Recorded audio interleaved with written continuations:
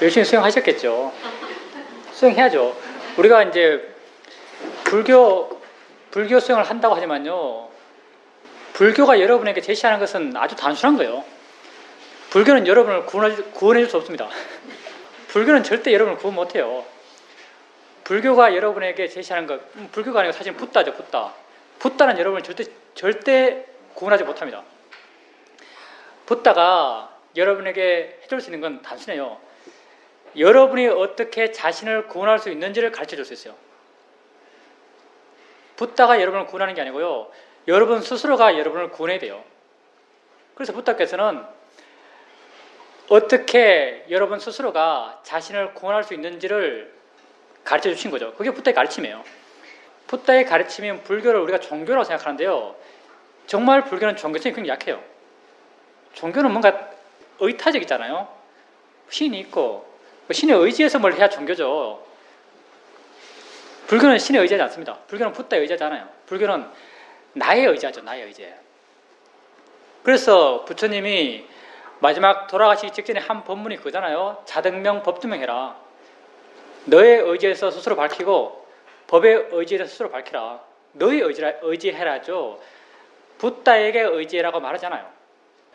불교만큼 종교성이 약한 종교는 드물죠. 사실 종교가 아니라도 상관없어요. 불교는 제시하는 게 단순하게 나 자신을 어떻게 스스로 구원할 수 있는가, 그 구원의 방법을 제시하고 있을 뿐입니다. 이건 믿어서 절대 구원 안 됩니다. 여러분 스스로 구원하셔야죠. 그 구원의 방법이 바로 수행이고요. 붓다가 가르치는 게 유일하게 수행이죠. 붓다가 제시한 것, 크게 맥락을 나누면요. 붓다가 제시한 건 딱 두 개예요. 뭐냐면 고통과 고통의 해방. 딱 이 두 가지 말하는 거죠. 다른 모든 것은 여기서 쭉 나온 거예요. 고통과 고통의 해방. 고통이 우리의 현실이고 이 고통을 극복한 것, 그게 고통의 해방이죠. 고통의 해방은 곧 열반에 할 수 있겠고, 그리고 붓다가 제시한 수행의 길이라는 것이 곧 이 고통으로부터 고통의 해방으로 나아가는 과정들이죠. 그게 수행이고. 자, 여러분 항상 다루는 문제지만 또 고통 한번 다뤄봅시다. 고통. 여러분 고통스럽죠? 삶에 얼마나 많은 고통이 있나요? 물론 불교에서 말하는 고통이 꼭 뭐 칼로 찔러서 아픈 고통, 바늘에 찔렀을 때 아픈 고통, 이런 느낌의 고통만을 말하지 않습니다. 불교가 근본적으로 다루는 고통은 존재의 고통을 다루고 있죠.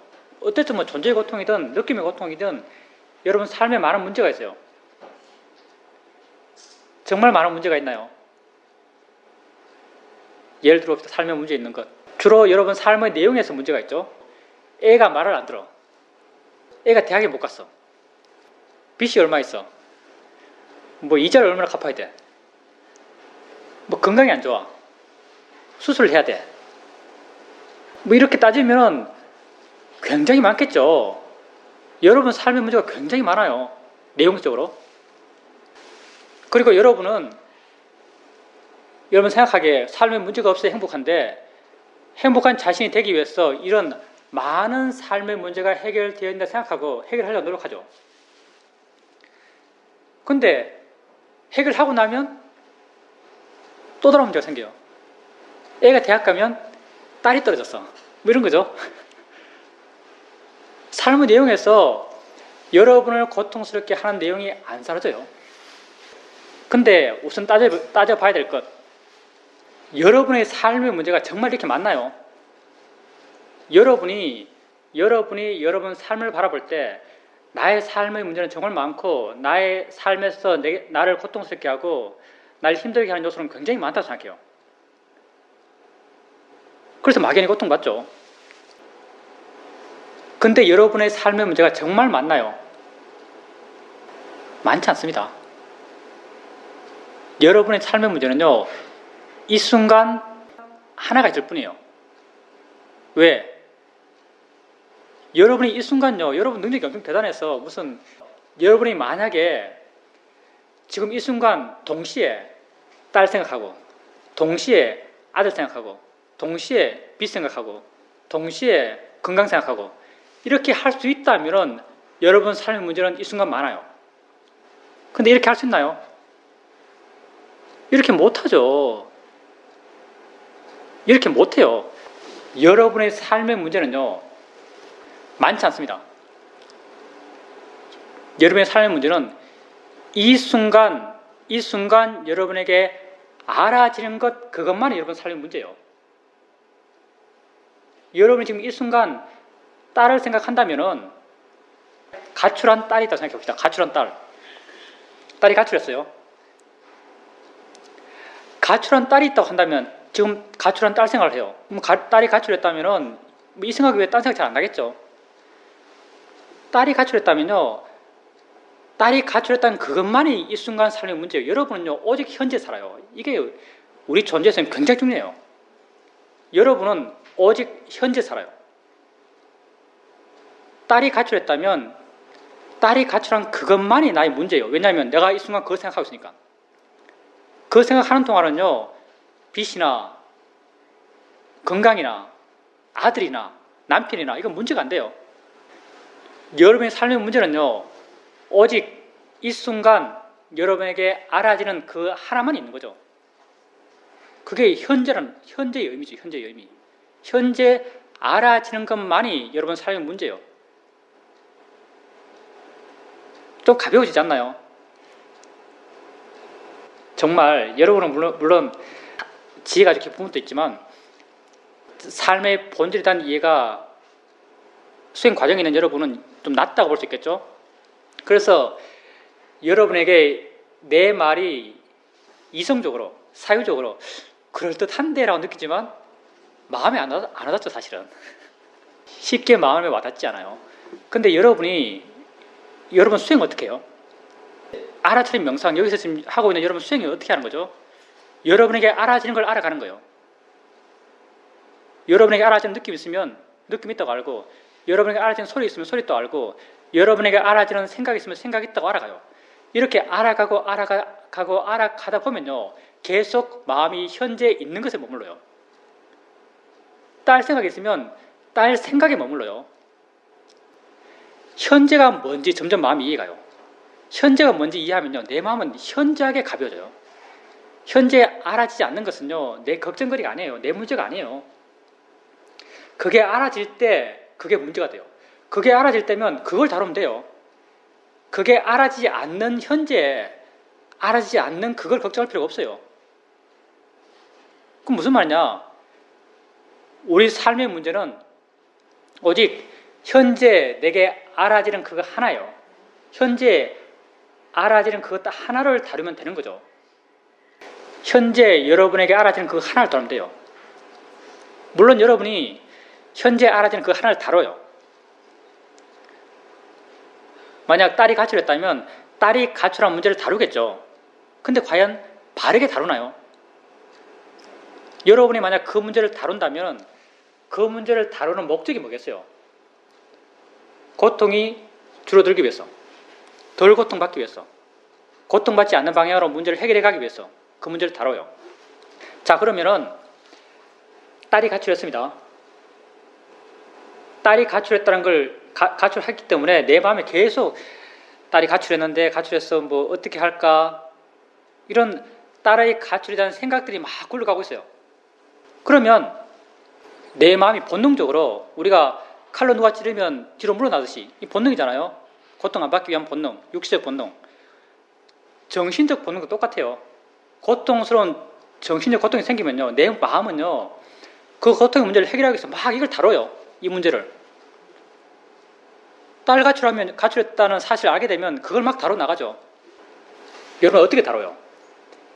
딸 생각을 계속해요. 걔가 나가서 뭐 할까?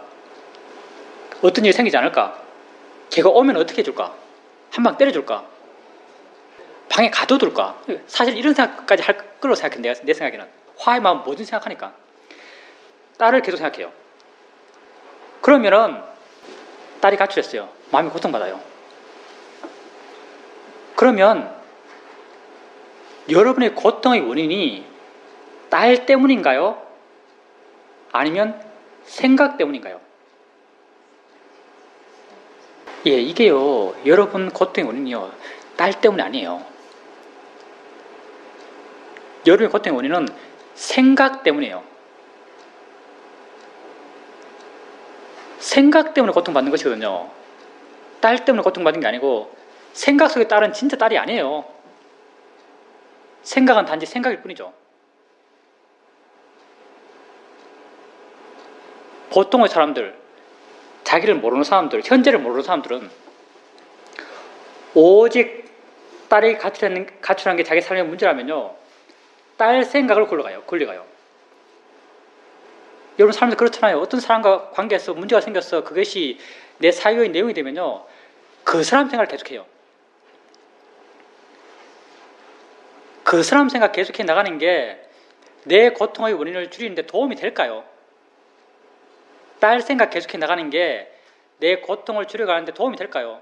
내 마음이 본능인데요. 고통을 적게 받으려고 하는 건 내 마음이 본능이에요.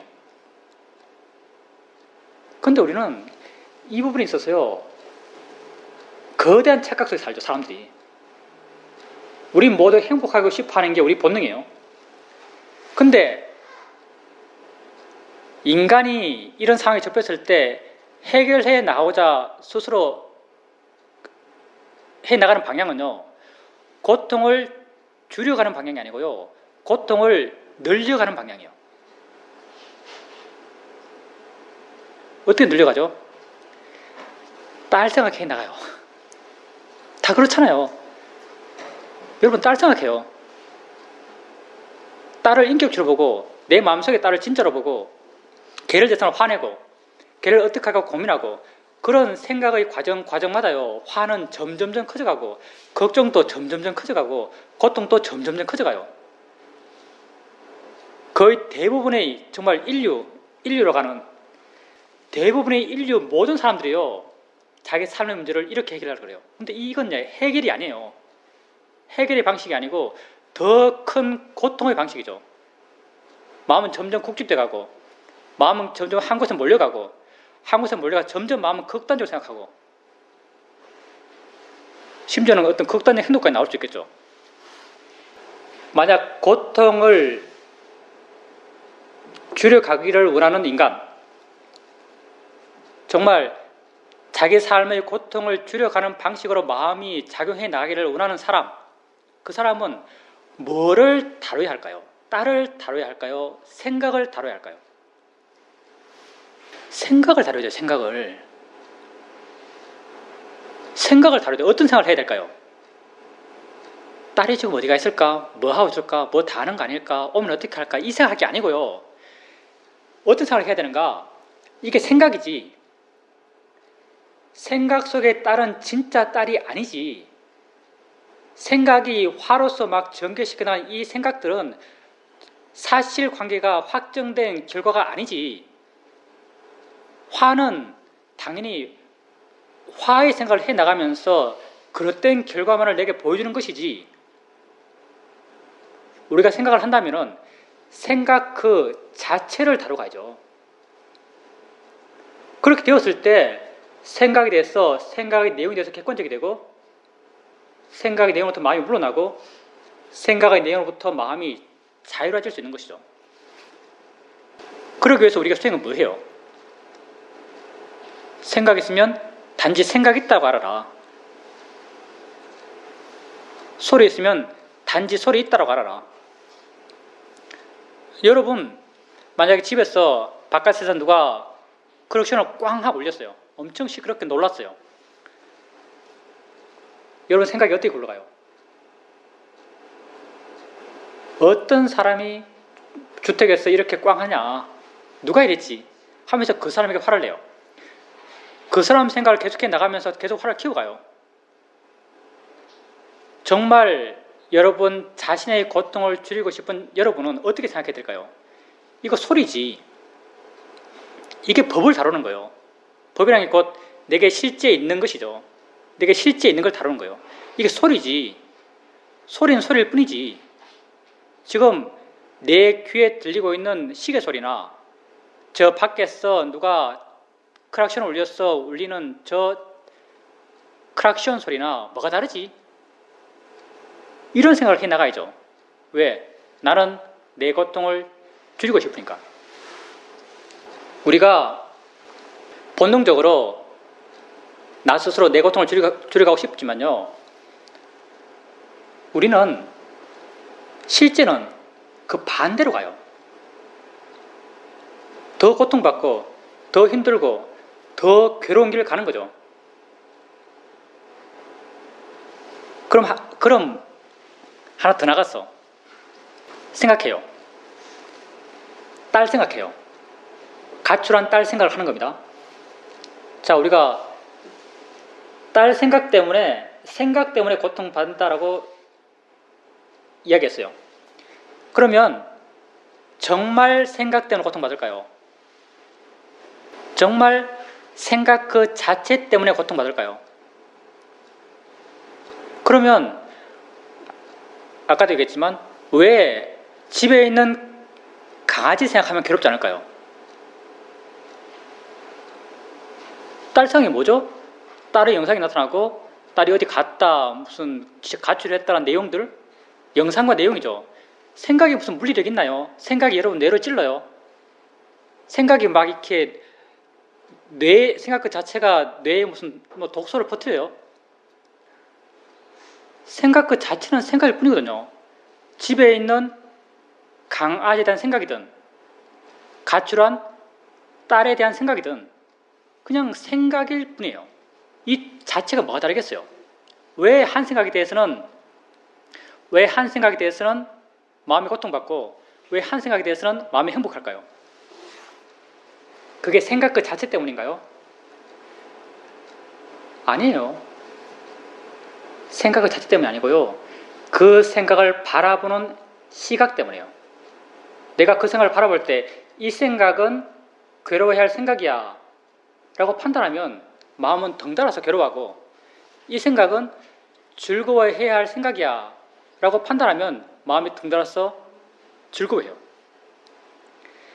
무슨 말이냐면 여러분에게 주어지는 삶의 내용이 있어요. 보이는 거 보고 들리는 거 듣고 닿아지는 거 느끼고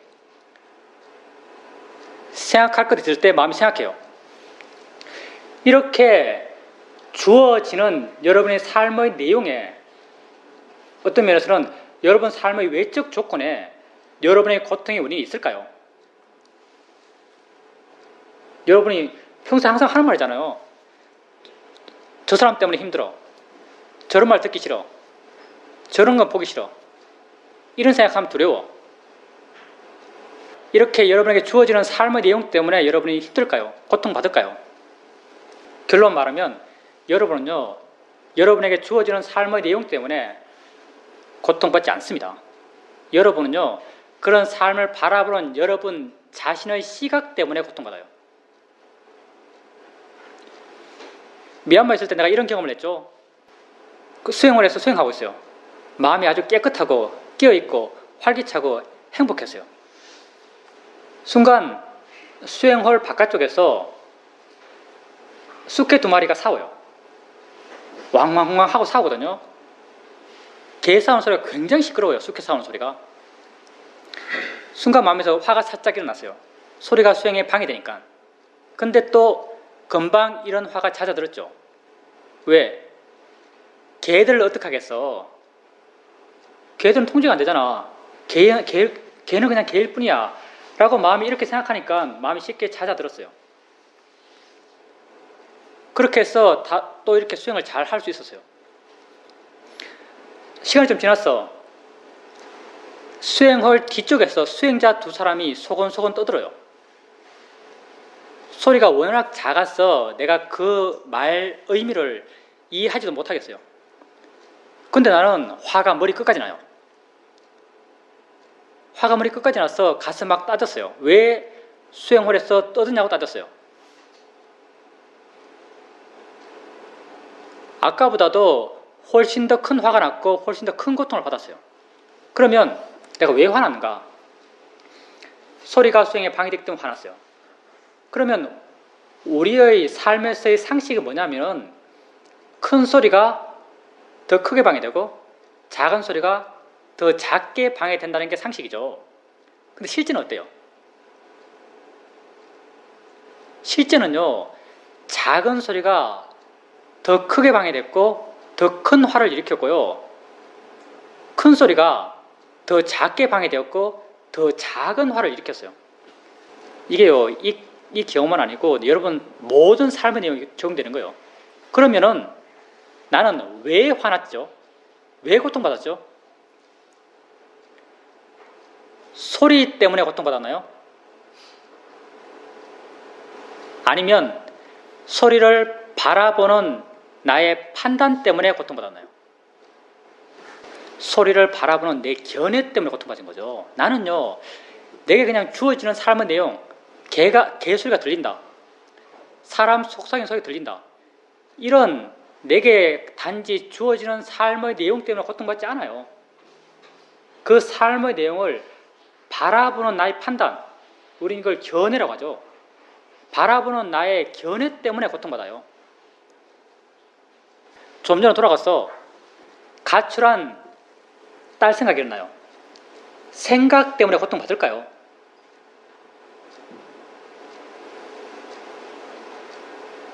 여러분, 생각 때문에 고통받지 않습니다. 그 생각을 바라보는 나의 견해 때문에 고통받아요. 여러분은요, 여러분의 외적인 것을 원인으로 고통받지 않아요. 여러분은 여러분 내적인 것을 원인으로 고통받아요. 그게 뭐냐? 여러분의 자신의 견해죠. 내 고통의 원인은 다 내 안에 있습니다. 그래서 세상에서 나를 괴롭힐 수 있는 유일한 사람은 곧 나 자신이라고 말하는 거죠. 여러분은 여러분 자신 때문에 괴로워요. 아들 때문에, 딸 때문에, 남편 때문에, 집 때문에, 차 때문에, 상사 때문에 괴로운 게 아니에요. 여러분은요, 다 여러분 자신 때문에 괴로워요. 내게 있는 내 고통의 원인, 그건 누가 바꿀 수 있겠어요? 오직 나 자신만이 내게 있는 내 고통의 원인을 바꿀 수 있는 거죠. 그래서 수행이란 것이 어떻게 하면 여러분 자신에게 있는 여러분 자신의 고통의 원인을 바꿔갈 수 있는가, 그걸 제시하는 게 바로 수행이죠. 자, 여러분 삶을 이렇게 봤어요. 고통이라는 걸 다루면서 여러분 삶의 문제는 아주 많다, 거짓이죠. 여러분 삶의 문제는 많지 않습니다. 여러분 삶의 문제는 현재 있을 뿐이에요. 현재 여러분에게 알아지는 것, 그게 여러분 삶의 문제일 뿐이죠. 현재 여러분에게 알아지지 않는 것은요, 여러분 삶의 문제가 아니에요. 그러면 여러분이 다뤄야 될 것은요, 현재 여러분에게 알아지는 것, 그것만을 다루면 돼요. 삶의 무게가 굉장히 줄잖아요. 여러분은요, 현재 여러분에게 알아지는 것, 그것만 다루면 돼요. 그래서 우리 수행이란 게 현재 여러분에게 알아지는 것만을 알아차림 해 나가는 것, 그 여러분 수행이에요.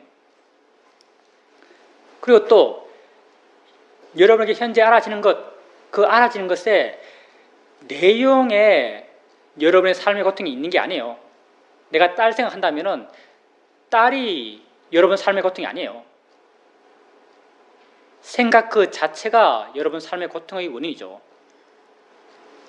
누가 차를 꽝 하고 크락션 울린다면은 그걸 울리는 사람이 여러분 삶의 고통의 원인이 아니에요. 소리 그 자체가 여러분 삶의 고통이죠.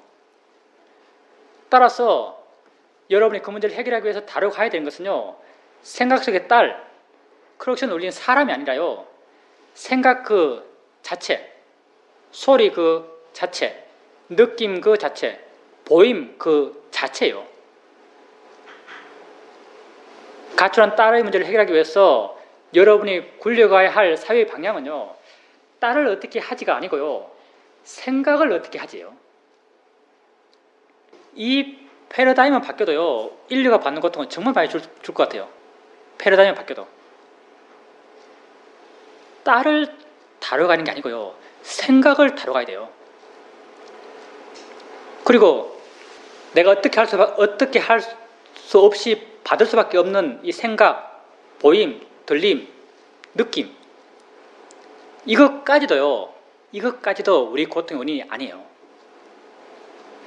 이것을 바라보는 각자의 견해, 각자의 가치, 판단들이 우리 고통의 원인이죠. 이걸 우린 견해라고 하는 거죠. 그래서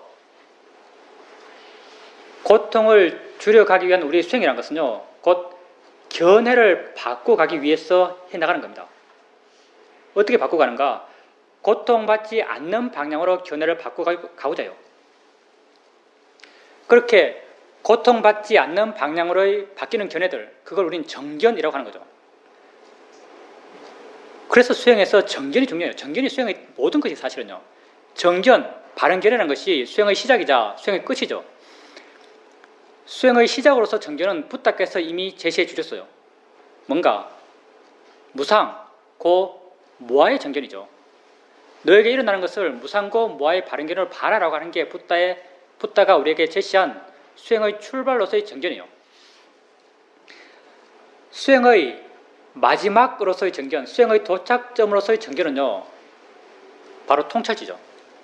통찰지, 지혜, 뭔가 좀 초월적인 것 같고 뭔가 대단한 것 같은 느끼시죠? 이거 정말 대단해요. 통찰지, 지혜의 일어남. 우리가 뭐 역사적으로나 문화적으로 우리가 우리 자신을 인간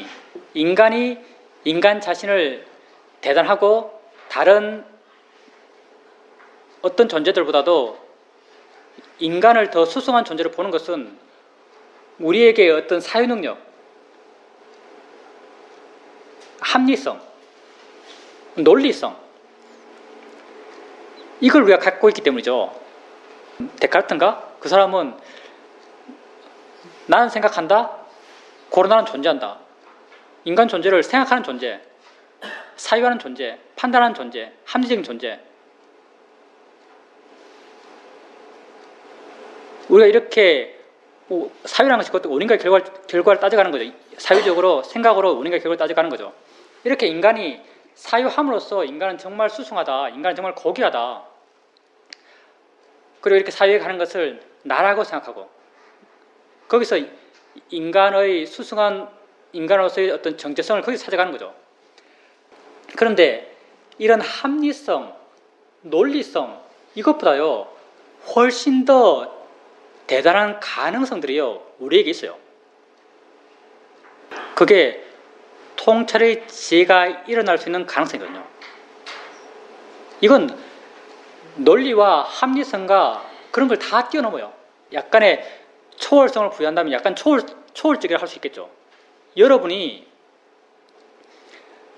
우리 아까 우리 존재 문제 해결하기 위해서 해나가는 것, 현재를 알아가는 것, 현재의 내 문제가 있기 때문에 현재를 알아가요. 현재 알아가고 현재 알아지는 것이 느낌이고 소리고 생각이고 맛이고 냄새죠. 이렇게 현재 내게 있는 것을 알아가요. 알아차림하고 알아차림 해나가요. 알아차림 해나가게 되면 알아차림 마음이 점점 좋아져가죠. 알아차림 좋은 마음이거든요. 알아차림 마음이 점점 좋아져가고 이 마음이 좋아져가면서 고요함, 지혜, 신심, 노력의 마음들도 함께 좋아져가요. 점점 이걸 우리는 다 같이 오력이라고 말하고 이걸 수행하는 마음이라고 그래요. 수행하는 마음이 점점점 좋아져가요. 수행하는 마음이 점점점 좋아져가면 내가 지금까지 알아왔던 내게 내 삶에 진짜 있다고 믿어왔던 삶의 내용들, 어떤 색깔, 어떤 모양, 어떤 형태, 어떤 소리, 어떤 내용, 이런 내 삶에 진짜 있다고 믿어왔던 그것 이면에 있는 진짜 있는 것, 우리는 실제라고 말하고 법이라고 말해요. 진짜 있는 것에 대한 이해들이 조금씩 생겨나요. 여러분이 이걸요 이해하려고 해서 이해하는 게 아니에요. 여러분이 수행하는 마음이 점점 좋아져가면요 이런 이해가 저절로 생겨나요. 이걸 우리는 통찰처럼 말하는 거죠. 마음의 조건 되니까 이런 이해의 마음이 저절로 생겨나요. 물론 논리적으로 말해도 충분히 여러분이 이해할 수 있습니다. 예를 들어서 이걸 봐요. 컵을 봐요. 우리는 알의 진행의 존재죠. 우리 알매 컵이 진짜겠어요? 아니면 여기서 뭐가 오고 있다는 게 진짜겠어요? 컵이 진짜가 아니고요. 여기서부터 뭔가가 오고 있다는 게 진짜죠. 여러분이 이렇게 알아차림 해나가고 마음이 점점 가벼워지고 마음이 좀 활발해져가고 마음에 지혜가 있고 신심이 있고 노력의 마음의 힘들이 점점 좋아져가면요. 여러분이 알아왔던 여러분 삶의 내용 이면에 있는 실제 여러분 삶, 알머의 진행의 존재인 여러분에게 진짜 일어나고 있는 것, 이걸 우리는 법이라고 하는 거죠. 진짜 일어나고 있는 것에 대한 이해가 마음에 내재적으로 스스로 일어나요. 그리고 나중에는 그것이 여러분 수행의 대상이 되죠.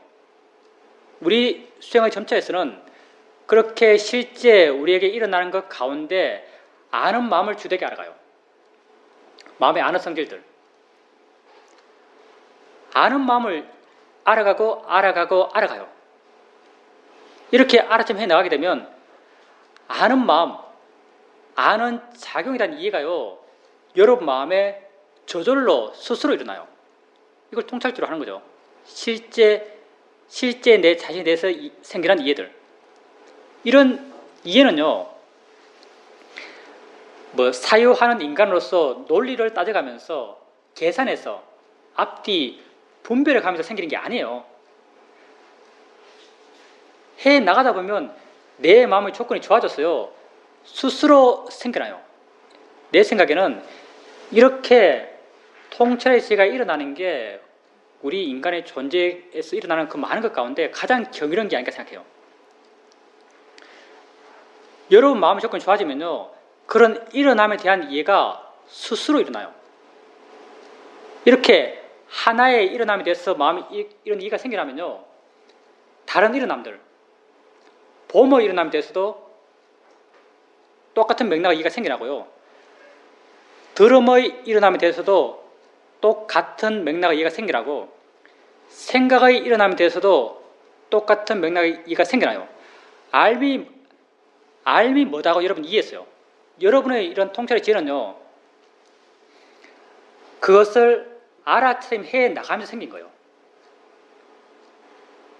그것을 알아차림 해 나가면서 그것에 대해서 생겼어요. 그러면 이렇게 생겨난 이해는요.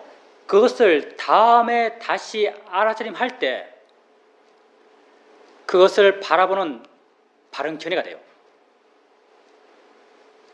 예를 들어서 생각을 알아차림에 나가고 생각을 알아차림에 나가고 생각을 알아차림에 나가요. 이런 알아차림을 통해서 생각이 뭐구나, 생각이 단지 생각일 뿐이구나, 생각은 단지 마음이 하는 것이구나, 생각의 내용 때문에 내가 괴로울 필요가 없구나, 이런 이해가 생겨났어요. 이런 이해는 다음에 다른 생각을 할 때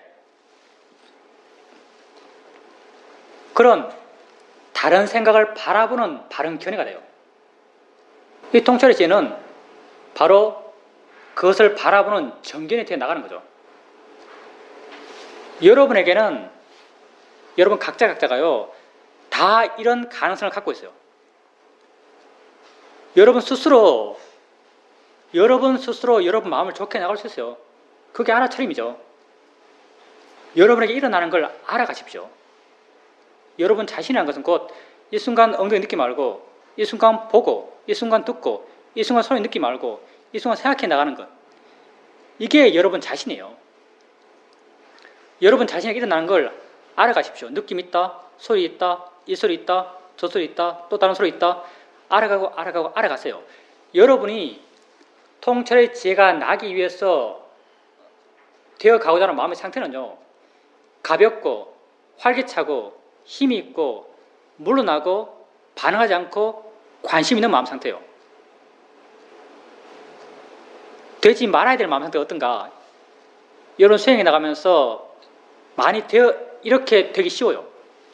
하나에 머물러 있고 하나에 붙어 있고 그것만 계속 알고 마음이 좀 무거워지고 마음이 좀 둔해지고 이런 마음은 되지 말아야 돼요. 왜냐하면 이게 왜 내가 제시하는가? 많은 수행하는 사람들이 수행에 나갔을 때 이렇게 되어가는 것을 수행이 잘 되는 방향이라고 생각하거든요. 이건 사마타 수행에서 잘 되는 방향이에요. 사마타 수행은 이렇게 되면 잘 되는 거예요. 마음이 계속 하나만 알아요. 다른 거 몰라요. 소리도 안 들리고 생각도 안 일어나고 느낌도 안 알아지고 내가 알고 싶은 하나만 알아요. 그럼 수행을 잘하는 거죠. 거기에 대해서 계속 마음이 더 강력하게 붙게 돼요. 그럼 사마타 수행은 잘하는 것이죠. 근데 통찰의 지혜가 나기 위한 내가 대상을 바라보는 내 견해를 바꿈으로써 고통을 줄여가고자 하는 우리의 수행에서는요, 이건 바람직한 수행의 방향이 아니에요.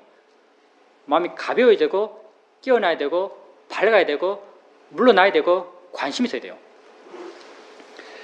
그러기 위해서 여러분이 여러분 자신을 알아갈 때 가볍고 활기차게 물러나서 알아처럼 해가십시오. 자연이치다 대상이라는 발현결을 일으켜주면서 자연이치다 대상이다라는 발현결을 일으켜주면요, 마음은 물러나고 가벼워지고 활기차져요. 이렇게 알아차림을 통해서 여러분 스스로가요, 여러분 마음을 좋게 변화시켜 나갈 수 있어요. 여러분 삶에서 마음이 얼마나 중요한가요? 여러분은 마음인가요? 몸인가요? 몸이 여러분이에요? 마음이 여러분이에요? 물론 아주 엄격하게 말해서 마음도 여러분이 아니고 몸도 여러분이 아닌데 보통 여러분이 더 여러분 자신이라고 동의하는 것은 여러분 마음이에요. 판단하고 인식하고 행복해하고 불행해하니까. 여러분은 여러분 마음을 좋게 나가고자 해요. 여러분 마음을 좋게 나가는 게 곧 여러분을 좋게 나가는 것처럼 느껴져요. 어떤 방법으로 여러분을 좋게 나갈까요? 사회에서는 어떤 방법을 제시하는가? 내 마음을 좋게 가기 위해서. 알게 모르게 우리가 내적으로 거기에 대한 동의를 해나가면서 사회적 삶을 살아가요. 사회에서는 어떤 걸 제시하는가? 더 좋은 걸 봐라. 네 마음이 좋아질 거야. 더 좋은 소리를 들어라. 그럼 너는 행복할 거야. 더 비싼 집에 살아라. 이것도 더 좋게 보고 더 좋게 느끼는 거죠. 그럼 너는 행복해질 거야. 사회에서 제시하는 마음이 좋아지는 방식이죠. 더 좋은 걸 보고 더 좋은 걸 듣고 더 좋은 걸 느끼고. 여러분 지금까지요 50평생 평균 살았다면 50년 동안 이렇게 살아서 사시죠. 명료하게 여러분 스스로 생각하기에 이게 행복의 길이야 해서 그 길을 간 건 아니지만요, 사회에서 은연중에 그 방향을 제시해요. 이렇게 하면 여러분 각자는 더 행복해질 수 있어라고 사회에서 교육을 통해서 문화를 통해서 그걸 제시해요. 여러분 각자 스스로 명료하게 여기서 생각해보지 않았겠지만요, 내적으로 동행하면서 사회에서 제시한 길을 각자 그렇게 걸어왔어요. 50년 동안. 여러분은 그렇게 그 길을 걸어오면서 순간순간 더 행복해져 가고 있습니까? 마음이 점점 더 좋아져 가고 있습니까? 마음이 점점 더 나빠져 가고 있죠. 그 길을요 치열하게 걸어가면 걸어갈수록 마음은 점점 더 나빠져 가요. 똑같죠. 우리가 이야기했던 것, 가출한 딸의 문제를 해결하기 위해서 여러분이 해결해 나가는 여러분의 방식, 일반인의 방식은 뭐예요? 딸을 다뤄가는 방식이죠. 똑같은 거예요. 여러분 삶에서 더 좋은 걸 보고 더 좋은 소리를 듣고 더 좋은 느낌을 느끼고자 해나가는 것, 그것 또한 내적으로는요, 그러면 더 내가 행복해질 것 같아서 하는 거예요. 딸의 문제를 해결하기 위해서 딸을 계속 생각해 나가면 더 고통스럽듯이요, 여러분 삶의 문제를 더 행복한 방향으로 이끌어가기 위해서 삶의 내용을, 삶의 체험을 계속 좋게 해 나가려는 방향은요, 여러분 마음의 질을 더 떨어뜨려요. 문제를 해결하기 위한 바른 방향이 아니죠. 여러분 자신은 여러분 마음이라고 우린 믿어요. 여러분 마음을 더 좋게 해 나가기 위해서요, 여러분 삶의 내용을 바꾸는 것은요 굉장히 제한적이고 많은 경우 내가 원했던 방향과 반대로 가요. 좋은 길을 가고자 하는데 사실은 더 나쁜 길로 가게 돼요. 수행이 여러분에게 여러분 마음을 어떻게 하면 좋게 해 나갈 수 있는지 그 방향을 제시합니다. 알아채지 마십시오. 여러분 자신을 알아가세요. 느낌 있으면 느낌 있다 알고, 소리 있으면 소리 있다 알고, 생각 있으면 생각 있다 아세요. 가볍고 활기차게 알아가세요. 무겁게 할 필요 없어요. 왜냐하면 알아지는 그 무엇이 중요한 게 아니고요, 알아가는 마음이 중요해요.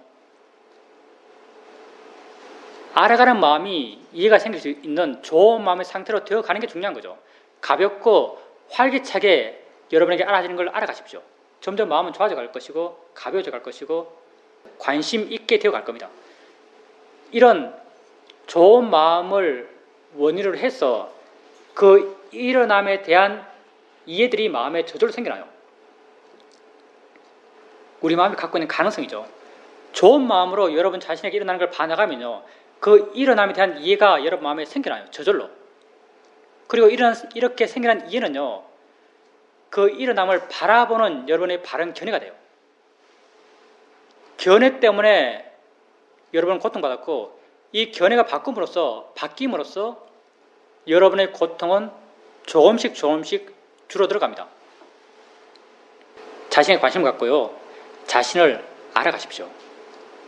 여러분에게 있는 가장 거대한 가능성을요, 수행을 통해서 실현해 가는 겁니다. 이것 이상의 가능성이 어디 있겠어요, 우리에게?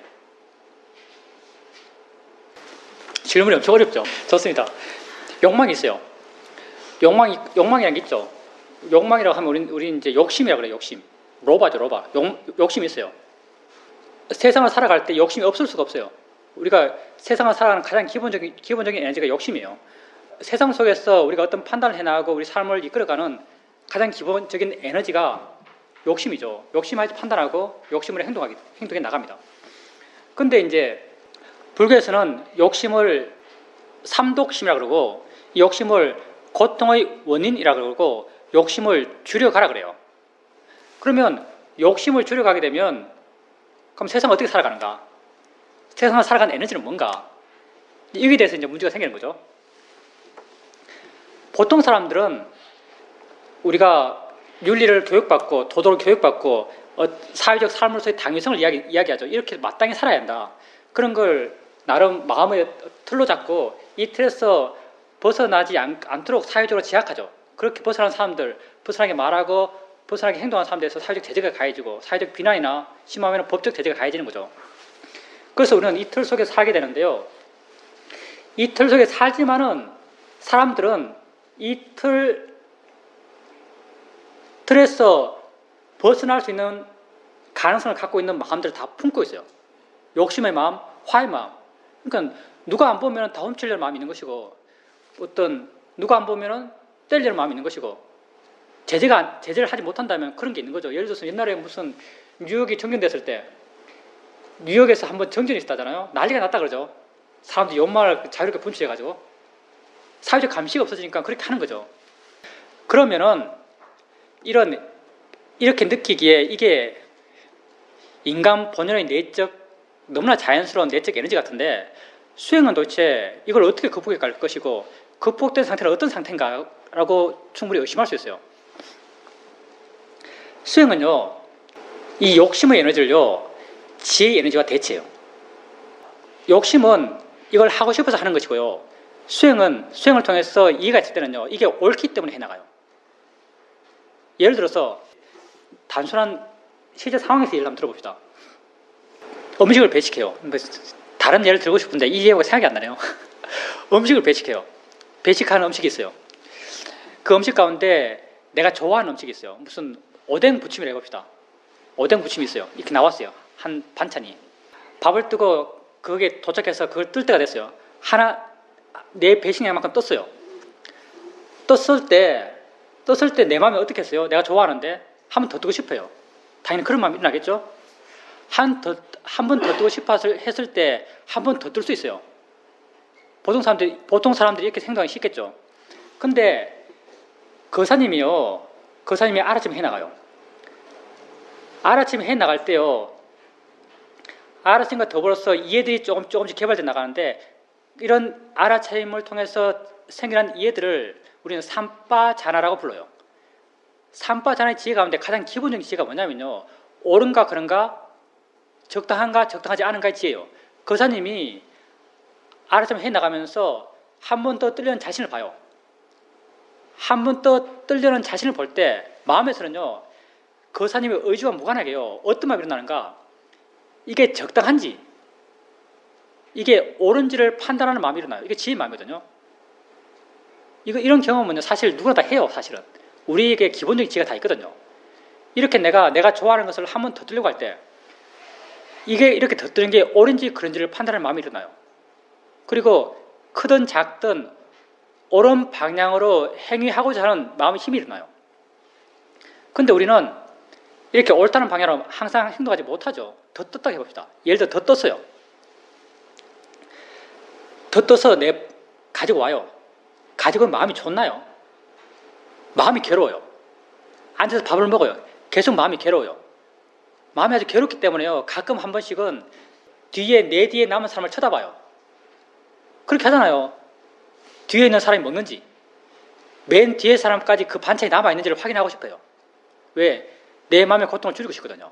내 죄책감을 줄이고 싶어요. 무슨 말이냐면, 내 마음이요, 내가 알아차림이 있을 때 이게 옳은지 그런지를 알아요. 근데 욕심의 마음을 했을 때, 그런 줄 알면서 욕심의 마음으로 더 떴을 때, 지혜와 욕심이 항상 싸우거든요. 욕심의 힘이 더 컸을 때요, 더 떠요. 더 뜨고 나면 계속적으로 내 마음은 괴로워요. 욕심을 하면 괴롭다는 걸 내가 알아요. 이게 계속 반복되거든요.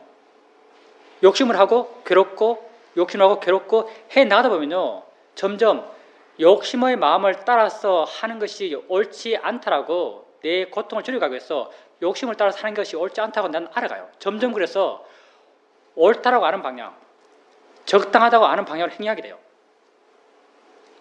그래서 수행을 통해서, 불교적으로 수행을 통해서 지혜의 힘이 좋아진 사람은요, 자기의 행위, 자기의 말, 나아가서 사회적으로 다른 사람의 관계 속에서 내가 말하고 내가 행동하고 해나가는 방향이요, 점점 자기 행위와 자기 말을 계속 알아가니까요, 점점 내 마음이 그런 행위하고 그렇게 말하는 자신을 봐가면서 어떻게 말하는지 옳은지, 어떻게 행위하는지 옳은지, 무엇이 이 상황에 적당한지를 지혜의 마음이 보여주는 방향으로 행동하고 지혜의 마음이 보여주는 방향으로 말하게 돼요. 그래서 수행하지 않는 보통 사람들은요, 어떤 행위를 하지만 그 내적으로는 그 행위와 반대되는 욕망이 있어요. 욕망이 더 커요. 그렇지만 사회적 제약 때문에, 법적 제약 때문에 그렇게 못해요. 안과 밖이 다른 거죠. 내외가 달라요. 그럼 수행하는 사람은 어떤가?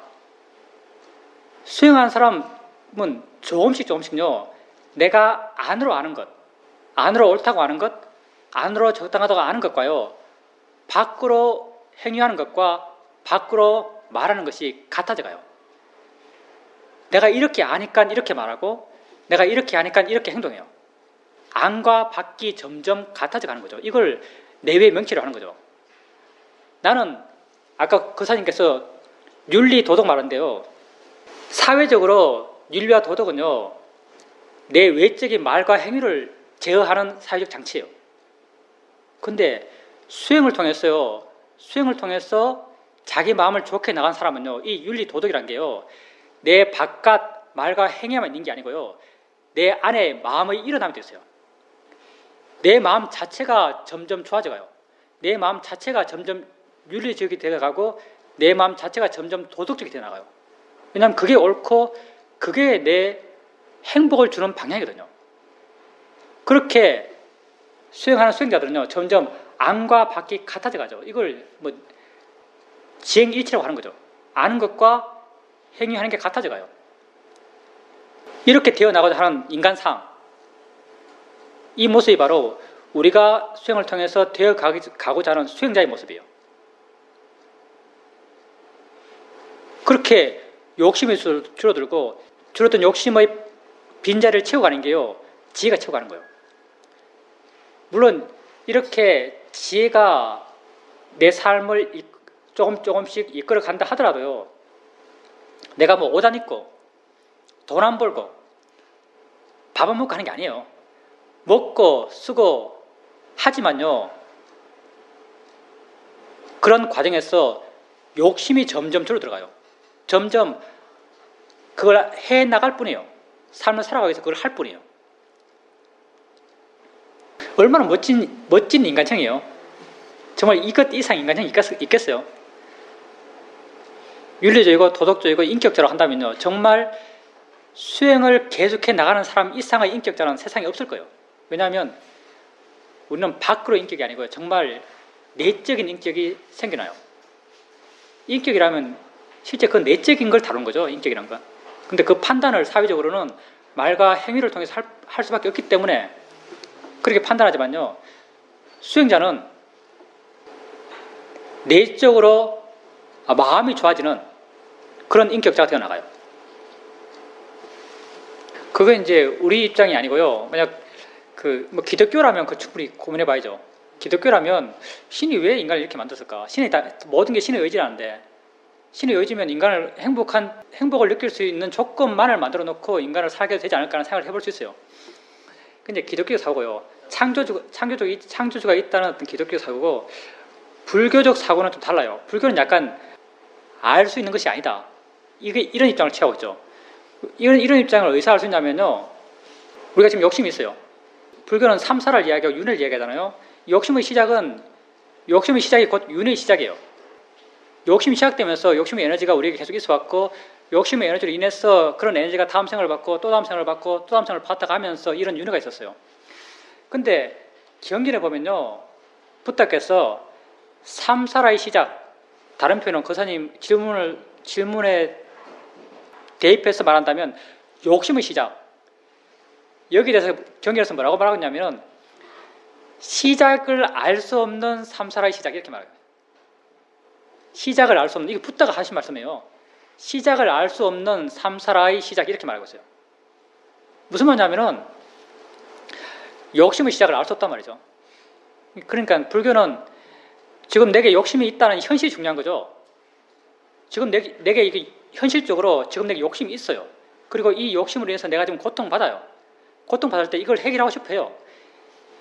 그러니까 거사님의 질문을 부처님은 무슨 비유로 논파하셨는가 하면요. 그게 이제 화살의 비유라는 게 그게 나온 거죠. 어떤 사람이 화살을 맞았어요. 꽝 하고 맞았죠. 옆 사람이 화살을 빼려고 그래요. 빼려고 그러니까 야 나도 봐라. 난 이거 도대체 이 화살이 뭔지 알아야겠다. 화살대를 뭘로 만들었고 화살촉을 뭘로 만들었고 화살 앞에 뾰족한 그것은 쇠로 만들었는지 구리로 만들었는지 누가 샀는지 어디서부터 날아왔는지 몇백 미터를 날아왔는지 나 알아야만 이걸 빼겠다라고 말하는 사람. 근데 그 사람이 이제 거사님이 한 질문을 하는 사람이죠. 부처님이 뭐라고 했는가? 무슨 그게 지금 뭐 대나무 화살인지 무슨 팽나무 화살인지 그 기틀이 비둘 기틀인지 꽁 기틀인지 안 중요하니까 그냥 지금 당장 빼라. 왜? 지금 박혀있고 박혀있으면 고통받으니까. 지금 거사님에게 욕심이 있어요.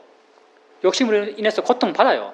그러면 지금 그게 왜 생기는지 누가 만들었는지 왜 만들었는지 중요하지 않고요. 그 욕심을 해결해 나가려고 노력해 나가는 게 중요한 거죠. 그걸 하라는 거죠. 부처님은. 불교는요. 거사님 불교 공부 많이 하신 것 같은데요. 불교에서 이론은요. 아무 쓸모가 없어요. 사실은요. 이론은 아무 쓸모가 없어요. 부처님이 가르친 건요. 부처님이 이론가가 아니에요. 부처님 철학자도 아니고요. 이론을 어떻게 논리적으로 정립하신 분도 아니에요. 부처님은 실천적으로요. 비구 한 명 한 명 개인에게 이렇게 수행해라 라고 맨날 가르치실 분이에요. 부처님이 원하시는 유일한 건요. 당신의 제자들이 수행해 나가는 걸 원하셨어요. 근데 부처님이 이렇게 수행해라 내용들이 그 사람 각자마다 조금씩 바뀌었어요. 그래 바뀐 각자의 내용들을 이론가들이 모아가지고요. 불교 이론이라는 걸 만들었어요. 그리고 더 나가서 아비담마라는 게 생겼죠. 이게 뭐가 중요하겠어요? 부처님이 정말 하신 건요. 이렇게 매 순간순간 실천해 나가라는 실천 방법이에요. 정말 붓다의 제자로서 해야 될 것은요, 부처님 가르침대로 이 순간순간 해 나가는 거예요. 이 순간 욕심이 있으면 그 욕심의 문제를 해결해 나가기 위해서 순간순간 노력해 나가는 것, 이게 붓다의 제자로서 해 나가야 할 바죠. 그러니 붓다의 제자로서 실천하는 불교를 하십시오. 공부하는 불교 하지 마세요. 공부하는 불교 아무 소용 없어요, 사실. 공부하는 불교. 예, 당연히 방편적으로 해야죠. 왜냐하면 수행하는 데 있어서 관념이 들어가면요, 마음의 질은 떨어져요. 귀다라고 하는 위치, 눈이다 하는 위치는 다 관념이거든요. 이게 왜 그렇게 하라고 하냐면요, 그게 잘 안 될 때, 안 될 때는 어떠냐면은 보이는 것을 알아차면 하면은 보이는 대상으로 마음이 쉽게 가고, 들리는 것을 알아차면 들려지는 소리에 마음이 쉽게 가요. 마음이 이렇게 대상으로 쉽게 가버리기 때문에 대상으로 가는 마음을 잡아두기 위해서 볼 때 눈에다 마음을 두고, 들을 때 귀에다 마음을 두고 알아차면 해라고 말해요. 눈에다 마음을 두고 귀에다가 마음을 두면요, 좀 더 그 작용과 성질, 보인다는 것과 본다는 것, 들린다는 것과 듣는다는 그 실제하는 작용과 성질에 대한 이해를 좀 더 쉽게 해나갈 수 있어요. 그러니까 방편적으로 그렇게 하는 거죠. 그게 본질적으로 그렇게 꾸준히 수행해 나가는 게 아니에요. 법은 장수가 없거든요. 본다라고 알 때도요, 그냥 본다라고 이해할 뿐이죠. 그걸 뭐 눈에서 본다라고 이해하지 않아요. 사실 법은 눈에서 일어나지 않아요. 법은 위치가 없거든요. 들음 또한 귀에서 일어나지 않아요. 귀를 의지해서 일어날 뿐이죠. 귀에서 일어나는 게 아니에요. 법은 위치가 없어요. 그래서 들을 때도 듣는다라고 이해할 뿐이죠. 귀에서 듣는다고 이해하는 게 아니에요. 근데 이제 이런 이해가 약할 때는 눈에다 마음을 두고 귀에다 마음을 두고 알아차림 하는 것도 필요해요. 그러면 훨씬 더 쉽게 이해가 돼요. 방편적으로 그렇게 해보십시오. 잘 안 될 때 그렇게 해보시고. 거사님이 아는 마음을 계속할 때 아는 거라고 물어야만 알아요? 아니면 그냥 알아요? 묻고 알고 이렇게 된 거예요? 물으면은 안다는 느낌이 생겨나요? 그러면 흐릿해도, 거사님이 흐릿하고 말하는데 이해가 약한 거죠. 흐릿해도 그 흐릿함이요, 없다 하고는 다를 거예요. 안다는 느낌이 전혀 없는 건 아닐 거예요. 그냥 흐릿할 뿐이지. 약간 모함이 있어도 그 모함에 없다와는 다른 무엇이 있을 거예요. 없다와는 그 이해가 전혀 없는 것과 다른 무엇이 그 마음의 느낌으로 있다면요, 계속 물었어요. 아는가 묻고 확인하고, 아는가 묻고 확인하고, 아는가 묻고 확인해 가십시오. 좋습니다. 이해는 거사님이 실제하는 법을 그렇게 바르게 알아좀 해 나가면요, 이해는 당연히 생겨나요. 근데 그런 이해가 꼭 거사님에게 인지되지 않을 수도 있어요. 거사님은 모르지만 마음은 알아요.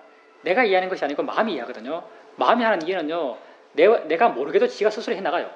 그리고 그렇게 아는가 묻고 확인하는 순간순간마다 계속 조금씩의 이해들은 계속 사이가고 있어요. 내가 이해하는 게 아니에요, 정말. 마음이 이해하는 것이. 예, 그렇게 계속 해보십시오. 계속 그렇게 할 수 있는 만큼 이어지게 해나가 보십시오. 아까 선생님께서 즐거운 마음으로 활기차고 그런 마음을 드셨고, 이 나쁜 마음으로 등탁하고 하면서 머물고, 그 다음에 느리고 이제 이런 말 이제 말씀하시면서 사마타의 마음이 이제 그렇다라고 하셨잖아요. 예. 그러니까 사마타의 마음의 특징이 그렇다기보다는 사마타의 마음도 장점이 있고, 지금 스님께서 얘기하신 그 나쁜 마음의 특징은 모함이나 분노나 이런 것들도 한 곳에 머물러 있고, 또 이렇게 등탁하고 무겁고 그렇지 않습니까? 그러니까 스님께서 지금 제일 좋은 마음과 제일 나쁜 마음의 예로 드신 게 사마타와 비파사나의 마음이니까, 아니면 어떤 번뇌와 아니면 지혜 이렇게 반대되는 아니요, 사마타와 비파사나의 마음이요. 그리고 질 좋은 마음과 질 나쁜 마음, 이걸 단편적으로 일괄적으로 말할 수는 없고요. 목적이 있어야죠. 통찰의 지혜가 나기 위한 마음의 조건으로서, 이런 전제가 필요해요. 통찰의 지혜가 나기 위한 조건으로서의 마음의 상태에서는요, 이렇게 한 곳에 머물고 둔하고 무겁고 이런 마음은 질이 나쁜 마음이에요. 가볍고 활기차고 끼어있고 힘있는 마음, 이 마음은 좋은 마음이에요. 이런 마음이 좀 더 개발되어 나왔을 때 마음의 조건이 맞고, 이렇게 균형 있는 마음의 조건 속에서 통찰 지혜가 나요. 머물고 무겁고 끈끈한 마음에서는요, 절대 통찰 지혜가 안 생겨요. 그게 사마타의 말씀, 마음으로 스님께서 얘기해 주신 예, 사마타 수행을 해나가면 이런 마음이 되죠. 그러면 스님, 전 스님께서 얘기하신 그 마음이 뭐 하나 그런 것들의 마음에 요소에 더 이렇게 가깝다고 생각했는데 그건 아닐까요? 스님께서 지금 얘기하신 거는 감사합니다. 번뇌나 이런 것들의 마음일 때 저는 그런 표현을 좀 많이 느끼거든요. 이건 사실 번뇌와 관련돼서 한 말은 아니고요.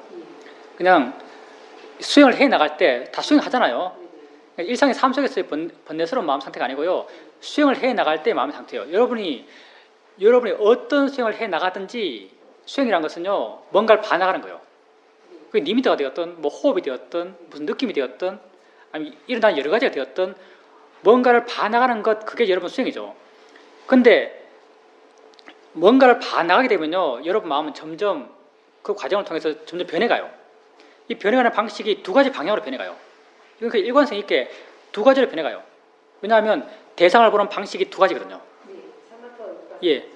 대상을 보는 방식이 두 가지예요. 어떤 방식인가? 하나는 점점 대상으로 가는 방식, 하나는 점점 대상으로 또 물러나는 방식.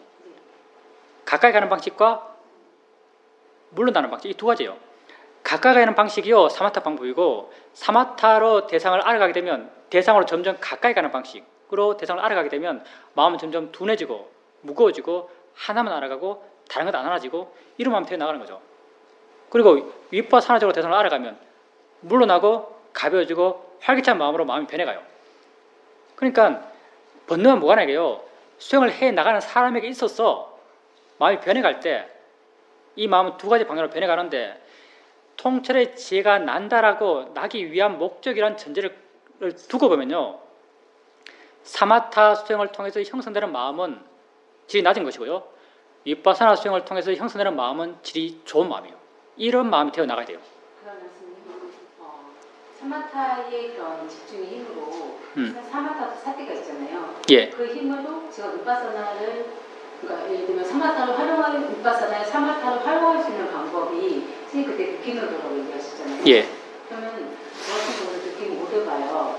예? 그러니까 느낌을 계속 느낌만 그렇게 되죠. 예. 그게 바른 방법인가요? 아니면 그러니까 사마타를 윗바사나로 활용할 수 있는 방법을? 사마타를 윗바사나 활용한 방법은요, 이제 사마타 수행을 하고 윗바사나 넘어가는 것, 이것도 하나의 아주 정형적인 바른 불교 수행이에요. 이게 틀린 게 아니에요. 근데 이제 이게 현실적으로, 물론 수행처 가운데 이렇게 수행해 나가는 경우도 있어요. 근데 현실적으로 우리에게 그렇게 도움되는 방식은 아니에요. 왜 도움되는 방식이 아닌가? 명백하게 사마타 수행을 통해서 형성되는 마음과 윗바사나 수행을 통해서 형성되는 마음은 달라요. 마음의 상태가 다르거든요. 근데 이제 사람들이 사마타 수행을 하고 윗바사나 수행을 넘어간다고 말했을 때 이 근거가 뭐냐면요, 경전이에요. 경전 보면은 부처님 제자들이 초선 들고 2선 들고 3선 들고 4선 들고 뭐 공무변처, 식무변처, 무소유처, 비상비빈상처 8차 재정의 어떤 선정을 들어가는 이야기 많이 나와요. 그런 사람들이 다 아란들이거든요. 그렇게 선정력이 좋은 사람들이 아란이 되지 않았느냐? 그럼 당연히 선정수행을 하고 윗바사나 수행을 해야지라고 말할 수 있어요. 그런데 경전에 나오는 그런 선정력을 닦았던 사람들의 특징이 뭔가? 그 사람들은 사마타 수행을 마스터했다는 거예요. 사마타 수행의 마스터가 뭐냐면요, 사마타 수행은 8차 재정 끝나고 나면 사마타 수행을 좀 더 능숙하게 해 나가는 5가지 마스터리, 5 마스터리 닦았거든요. 뭐냐면은 들고 싶을 때 들고, 나가고 싶을 때 나오고, 있고 싶으면 있고, 뭐 붙다고 부르면 깨어나고, 뭐 이런 것 5가지 자유자재를 닦아가요. 무슨 말이냐면 자기 마음을 자기 마음대로 조정할 수 있다는 거예요. 마음의 힘이 워낙 좋아서 자기 마음의 상태를 자기 원하는 대로 마음의 상태를 바꿀 수 있어요. 심지어 이 사람들은 신통도 부르죠. 신통이 뭐냐면요, 신통은 어떤 에너지를 부르냐면요, 선정 간의 자유로운 전환을 통해서 신통을 부려요. 예를 들면 가시나 같은 경우 흑가시나 1선에서 바람가시나 3선으로, 바람가시나 3선에서 뭐 물가시나 2선으로, 물가시나 2선에서 공무위원처로, 공무위원처에서 무슨 불가시나 초선으로 선정 간의 자유자재를 통해서 신통을 부리거든요. 무슨 말이냐면 또 사마타를 통해 사마타는 마음의 파워를 키우는 거거든요. 마음이 워낙 힘이 좋았어요. 자기가 원하면 마음이 그냥 확 바뀌어요. 대상과 그것을 향하는 마음이 확 바뀌어가요. 이런 사람이 위파사나 수행을 한 거예요. 그러면 우리가 이런 생각을 해볼 수 있어요. 사마타 수행의 마음 상태, 위파사나 수행의 마음 상태는 전혀 다른 마음이에요. 근데 사마타를 완전히 마스터한 사람의 경우 사마타 수행에 선정이 들었다가 마음의 힘을 키우고 나와서 위파사나 수행의 마음 상태를 완전히 바꿀 수 있을 거예요. 힘이 그만큼 좋으니까. 이렇게 머물고 둔하고 압축된 마음의 상태에서 밝고 끼어있고 활기찬 마음의 상태로 확 바꿔서 이 사람 바로 위파사나 수행을 할 수 있지 않을까라는 생각을 해볼 수 있어요. 근데 현재 사마타 수행, 지금 현재 저도 사마타 수행처에서 한 1년 이상 수행했거든요. 현재 사마타 수행은요 마스터 못해요. 진짜 선정도 별로 없어요. 진짜 선정이라는 게 뭐냐면 진짜 선정은요 선정의 대상, 니미따라는 선정의 대상, 그리고 니미따를 바라보는 마음, 이 두 가지만 존재해요. 니미따가 마음으로 만들어졌기 때문에 마음이 변하지 않으면 니미따도 안 변해요. 안 변하는 니미따와 안 변하는 마음, 이 두 가지만 쭉 이어져요. 우리 시간이란 게 뭐겠어요? 시간은요 인식이 변해가면서 시간이 안 겠어요. 이건 인식이 안 변해요. 알아지는 대상도 안 변하고 그걸 알고 있는 마음도 안 변해요. 하나만 쭉 이어져요. 우리가 뭐 사람 죽었을 때 이렇게 그래프가 쭉 하나 이어지듯이. 이 선정이 든 사람은요 시간이란 게 없어요. 안 변하니까. 이런 상태가 선정이에요. 근데 사마타 수행을 통해서요 선정이 드는 사람도 요즘 현재의 바람에서는 굉장히 드물어요. 나는 사마타 수행처에 있으면서 이렇게 완벽한 선정이 드는 사람을 딱 한 명밖에 몰라요. 수백 명이 수행하고 있었는데, 수백 명이 몇 년 동안 수행하고 있었는데, 이런 완벽한 선정은 단 한 명만 알아요. 근데 이 사람조차도요 자기가 들고 싶을 때 들고 나오고 싶을 때 나오지 못해요.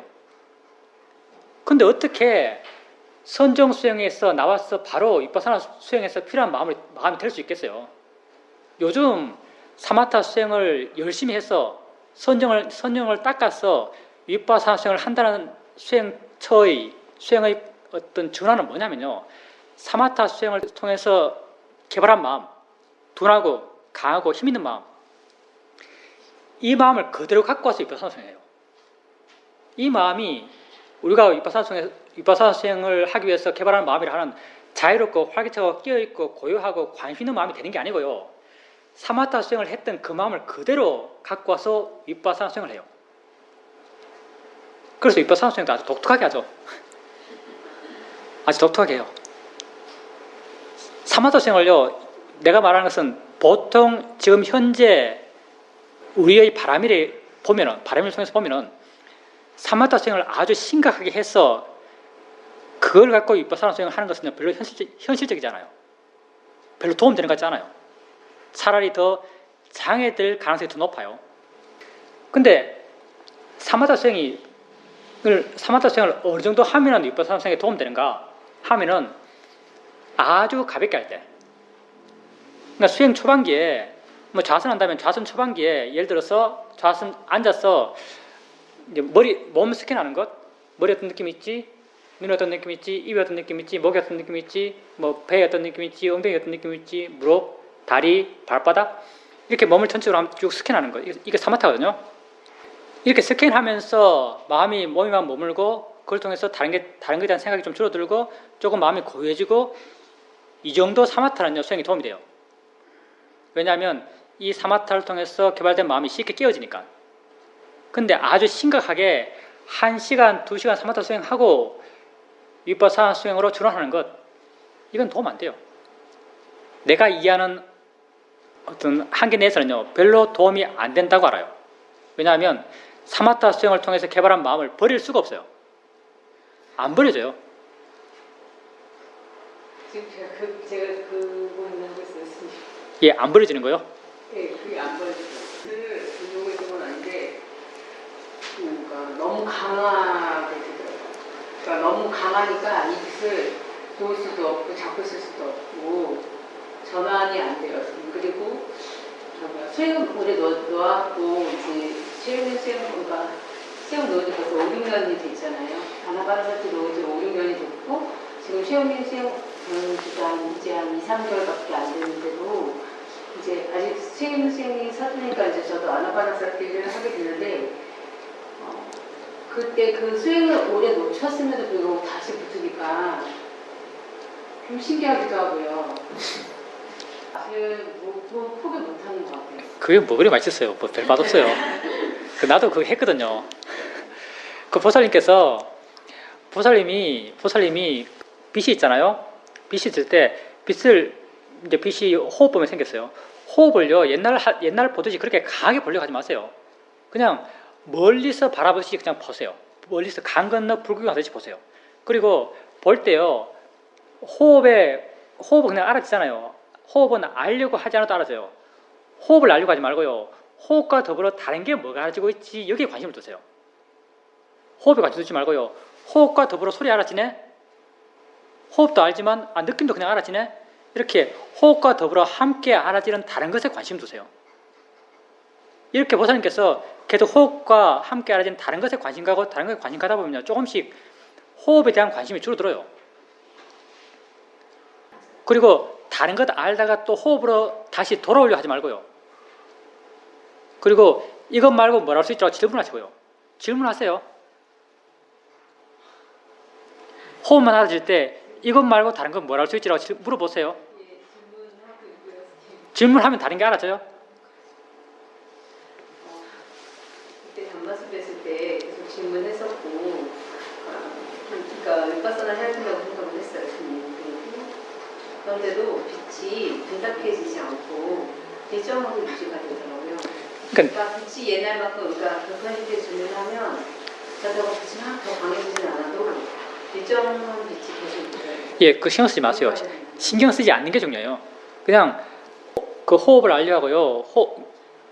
호흡을 알면서 알아지는 다른 것에 관심 두세요. 호흡과 더불어 소리 알아지면 호흡이 알아지더라도 그건 알아질 때 두고요. 호흡과 함께 알아지는 소리, 호흡과 함께 알아지는 느낌에 좀 더 수행적 관심을 두세요. 이렇게 계속 해 나가시면 조금씩 호흡에 대한 집중도, 호흡에 대한 어떤 집착도가 떨어져 가요. 내가 뭘 알고 있지라고 질문은 내가 계획이 준 거잖아요. 그러니까 내가라는 질문에 내가 넣지 말고요. 이것 말고 뭘 할 수 있지? 뭐가 일어나고 있지? 뭐가 알아지지? 라고 물으면 돼요. 그러니까 내가라는 말은 질문으로서 맞지 않아요. 내가 하는 것이 아니고 마음이 하는 것이죠. 그러니까 뭐가 일어나고 있지? 뭐가 알아지지? 라고 물었어요. 그것만으로는 자기가 개입된 걸 볼 수 없다는 말씀이신 거죠? 사실은 개입되는데요. 개입을 최소화해요. 뭐가 알아지지라고 하는 것은 사실 나의 의지거든요. 나의 의지긴 한데요. 그게 아주 강렬한 의지는 아니에요. 근데 내가 이것 알고 이것 대신 다른 것 알기 위해서 다른 것 알려고 노력하면요. 그건 에너지가 아주 강력해요. 우린 나의 개입을 최소화하기 위해서 질문을 하는 거죠. 뭐가 알아지지? 이것 말고 뭘 알 수 있지? 라고 묻는 거예요. 이렇게 하면 나의 개입이 최소화돼요. 그렇게 마음을 좀 넓게 하고 나중에는 아예 나의 개입이 전무한 상태로서도 알아갈 수 있는 힘들을 조금씩 키워가는 거죠. 그리고 경행을 열심히 하셔야 돼요. 보살님 걸으면서 수행하세요. 예. 경행이요? 열심히 하겠습니다. 아니 보살님에게 더 필요한 수행은요. 걸으면서 하는 수행이에요. 걸을 때 어떤 장거리를 이렇게 오래 걸어가면서 수행하는 것보다요. 단거리 그러니까 10m나 15m 정도 짧은 거리를 왕복하면서 걸으면서 수행하는 게 훨씬 효과적이에요. 그리고 걸으면서 수행하는 게 보살님에게 더 수행 상태가 좋은 수행 상태예요. 마음의 균형이 더 맞거든요. 그리고 지금은 보살님께서 걸으면서 수행하는 게 수행하는 것 같지 않을 거예요. 왜냐하면 힘도 안 들고 뭐 되는 것 같지도 않고 할 건데요.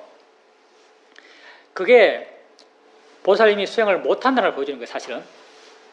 보살님이 수행을 계속해 나가고 바른 수행을 계속해 나가게 되면요. 어느 순간부터는 걸으면서 수행하는 게 수행이 더 잘 된다라고 느껴질 때가 있을 거예요.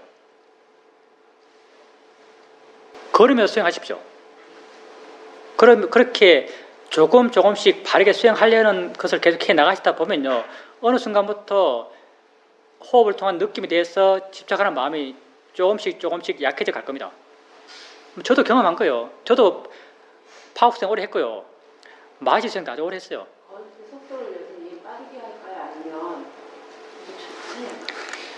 평소대로 걸으시고요. 수행 안 되면은 가끔 빠르게 걸으세요. 예, 그게 지금 급한 일이라면 하고요. 급하지 않는 일이라면 하지 마세요. 그것 하지 말라고요.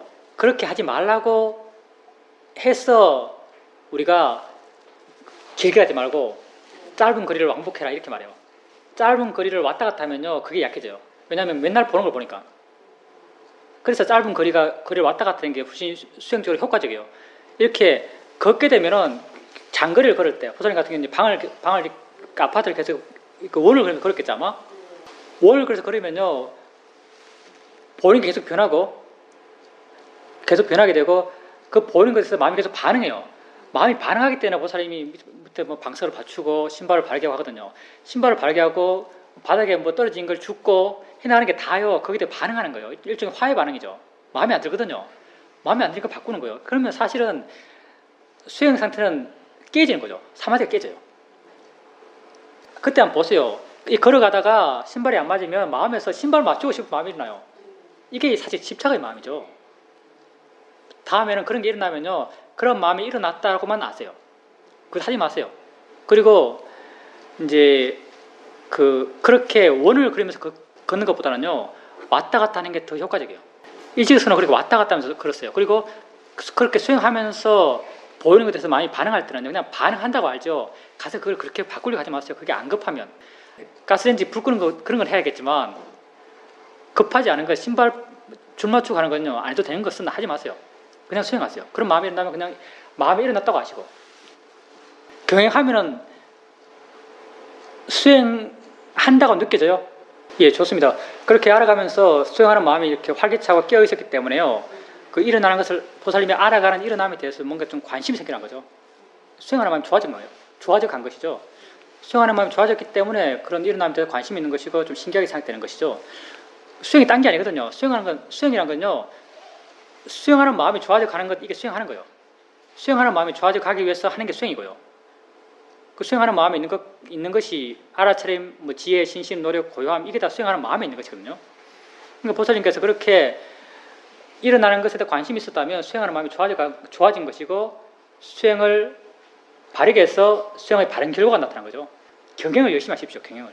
정말 이 수행을 잘하는 사람을 외형적으로 드러나는 걸 통해서 판단할 때요, 경행을 열심히 하는 사람은 이 수행을 잘하는 사람이에요.